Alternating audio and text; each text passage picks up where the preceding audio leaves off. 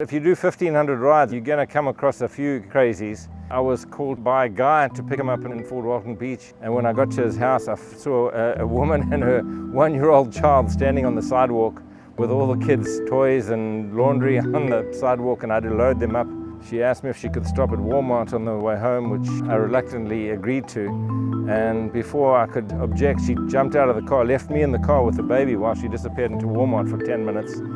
And the baby started getting miserable, and I ended up having to play kids' music. I was playing the Shark song on the radio and singing to the kid to pacify it. She came out after 10 minutes with a bottle of vodka. That's what she went into Walmart. That was the urgent item she needed to buy.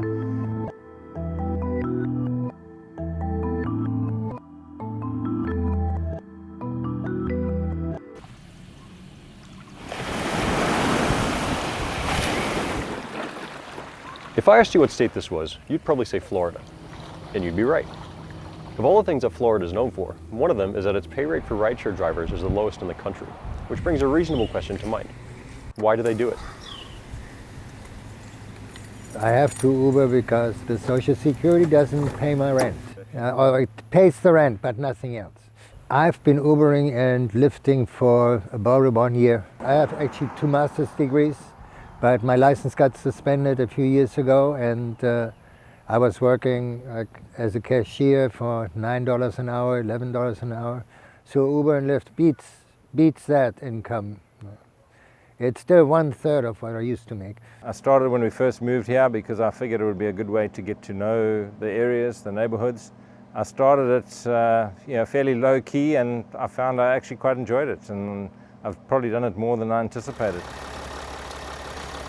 My day can start at lunchtime and go through till midnight, or it could just be for a couple of hours in the day. I'd say on average I do something like 6 hours a day of actual driving. I had a full-time job with benefits, and I taught part-time. I started doing Uber and Lyft part-time, and I loved it and realized I can make money at it full-time, and I resigned from both jobs. I have an issue where I don't like downtime. So if I don't have anything else to do, that's where Uber started to come in. The extra money was nice, but honestly, it was just something for me to do. I have a horrible case of insomnia, so instead of sitting around the house playing video games all night, Uber was the way to go. My income is a little sporadic. Sometimes it'll be great for a couple months, and then some really dry spells. And I don't always know in advance when the dry spells are coming. So I wanted something to just earn a little income that would kind of smooth that out a little bit.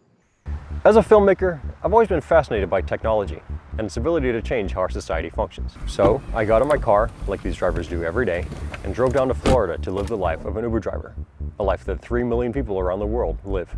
Anybody can be an Uber driver, and they can do that because the transaction costs are low. There's an app, you can download it, you get approved, the payment system's pretty simple. If you think about a business as something selling a service to people, the question is how you do it. I could sell economic lectures, but if I just tried to find 30 or 40 kids to sit in an Econ 101 class every semester and do it on my own, the cost to me to doing that would be super high. So a university is an institution that allows you to pull those costs into one place, lower the costs internally, but then I become an employee of the institution, okay?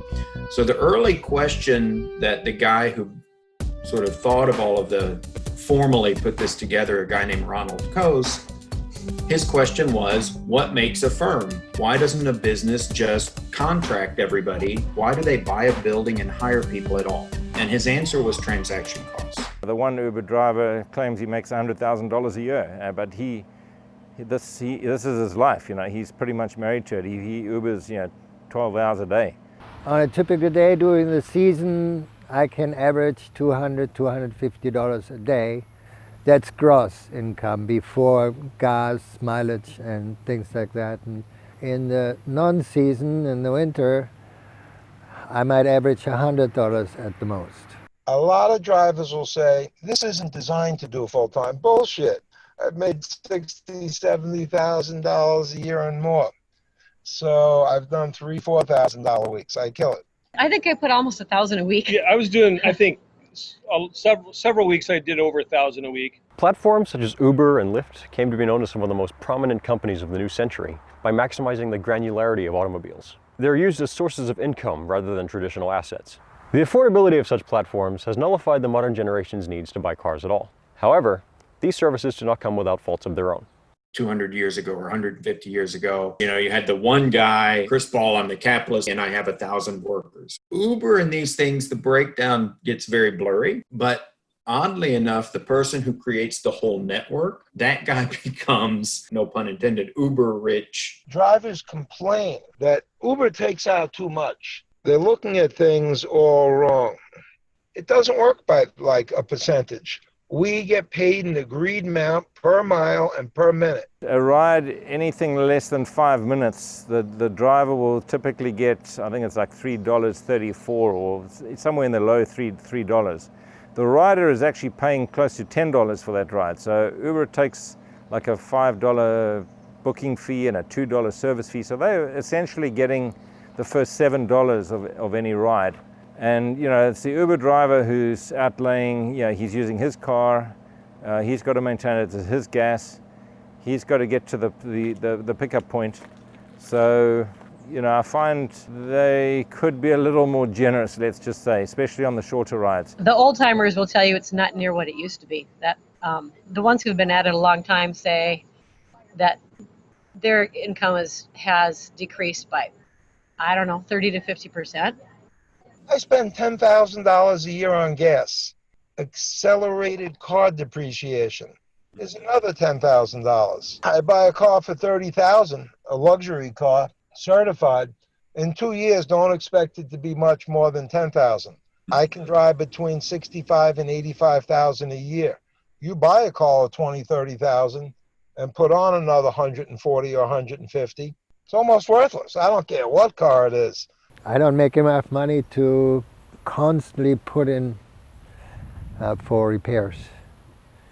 And there's a lot that has to be done to this car. I always tell people you want to judge it based on what your floor is, not what your ceiling is when it comes down to your income and what is it costing you to do it. Because my car is a 2010 Grand Caravan. Thing's a tank. It never breaks, but cost me $50 to fill the tank up. So anything I make over the course of the night, I lose about a third of it to gas. Having been made aware of both the pros and cons of this lifestyle, I signed up without knowing exactly how my experience may differ from those I had heard about. Lyft has a minimum age requirement of 25 for its drivers, so that was over for me before it began. However, after a few days of background checks and document reviews, Uber gave me the green light. Uber differs from other gig economy platforms such as Etsy or Airbnb or TaskRabbit in that you can't set your own prices. That means that how much a driver gets paid for the day depends entirely on how many rides are out there. When a rider places a request for a ride, the closest driver hears this notification, and they have 15 seconds to accept the ride, without knowing where it's going or how long it'll be. However, when a driver's completed a certain number of rides with an acceptance rate of at least 85%, Uber's meritocracy system kicks in, telling the driver the duration and direction of their ride, so that they can assess whether it's worth their time. Conversely, drivers whose ratings fall too low can become subjected to digital Darwinism, being suspended or banned entirely for not meeting Uber's consistently increasing standard. Sometimes, when the number of ride requests exceeds the number of available drivers, a surge forms in that area, which charges the rider a premium and thereby attracts nearby drivers to take rides in the area. Simply put, Uber operates consistently by means of supply and demand. That means that the reason drivers are earning less now than they did 5 years ago is because the number of available drivers has increased disproportionately with the number of riders requesting. Now, with COVID-19 factored in, drivers are struggling more so than ever to make a living. We didn't make it through the summer, of course, because of the virus. We packed it up and went home in April.